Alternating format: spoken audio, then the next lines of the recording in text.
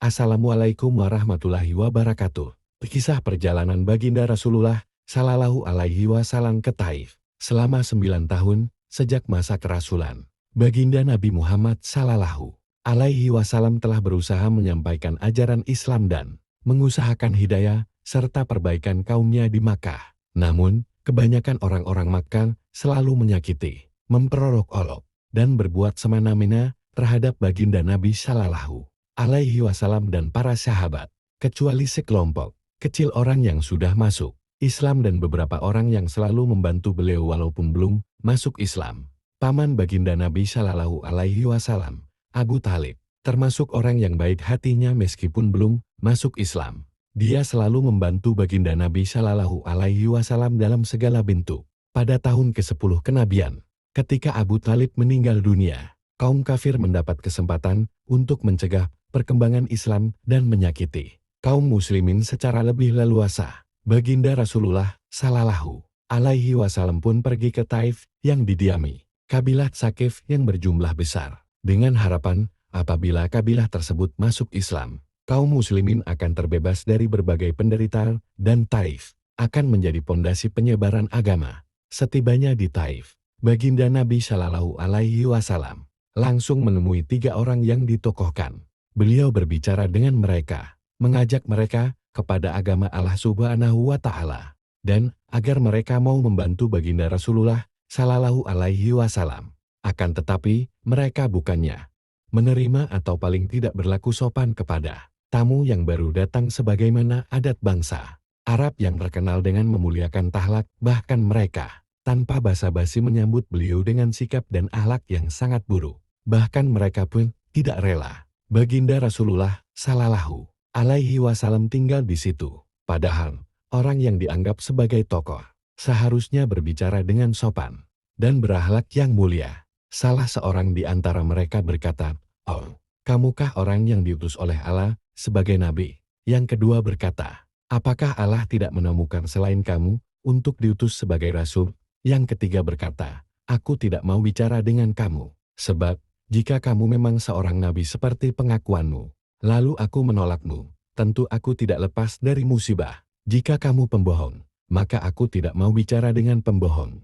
Akan tetapi, baginda Nabi Sallallahu Alaihi Wasallam mempunyai hati yang begitu teguh laksana sebuah batu karang. Beliau tidak berputus asa dan terus berusaha untuk mendekati masyarakat umum. Tetapi tidak seorang pun yang mau mendengarkan beliau. Jangankan menerima, bahkan mereka menghardik, "Tinggalkan segera kota kami, pergilah kemana kamu suka." Ketika baginda Nabi Sallallahu Alaihi Wasallam sudah tidak dapat mengharapkan mereka dan bersiap-siap untuk kembali, maka mereka menyuruh anak-anak kota Taif membuntuti baginda Nabi Sallallahu Alaihi Wasallam.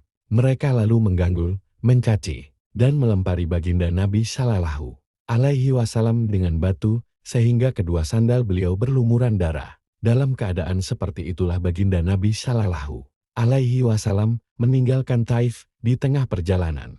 Tatkala sudah merasa aman dari gangguan anak-anak nakal itu, beliau berdoa kepada Allah Subhanahu wa Ta'ala, "Ya Allah, aku adukan kepadamu lemahnya kekuatanku, habisnya upayaku, dan kehinaanku dalam pandangan manusia. Wahai yang maha penyayang, melebihi sekalian penyayang, Engkaulah Tuhan orang-orang yang tertindas, dan Engkaulah Tuhanku. Kepada siapakah Engkau serahkan diriku?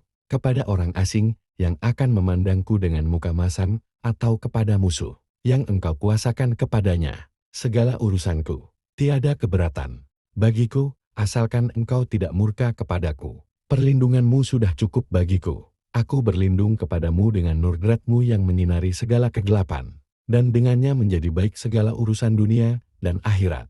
Aku berlindung dari turunnya kemarahan-Mu kepadaku, atau kemurkaan-Mu kepadaku. Aku sanggup berbuat apa saja, hingga Engkau reda. Tiada daya dan upaya melainkan dengan-Mu." Allah Subhanahu wa Ta'ala, penguasa seluruh alam pun, memperlihatkan keperkasaannya dan mengutus malaikat Jibril alaihi salam untuk datang memberi salam kepada beliau dan berkata, "Allah Subhanahu wa Ta'ala mendengar ucapanmu dan jawaban kaummu, dan Dia mengutus kepadamu malaikat penjaga gunung agar siap melaksanakan apapun perintahmu kepadanya." Malaikat penjaga gunung itu pun datang dan memberi salam kepada baginda Nabi Shallallahu Alaihi Wasallam seraya berkata, apapun yang engkau perintahkan akan kulaksanakan.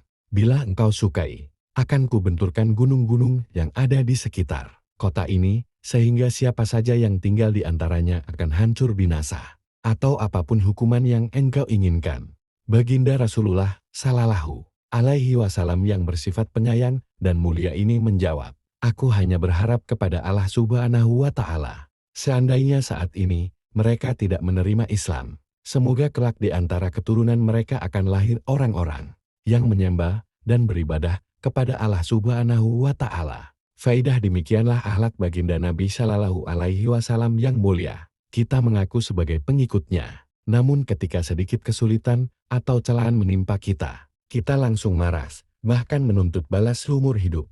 Kesaliman dibalas dengan kesaliman, sambil kita terus mengaku sebagai umat baginda Nabi Shallallahu Alaihi Wasallam. Meskipun mengalami penderitaan dan kesusahan yang berat, baginda Nabi Shallallahu Alaihi Wasallam tidak berdoa buruk dan tidak menuntut balas.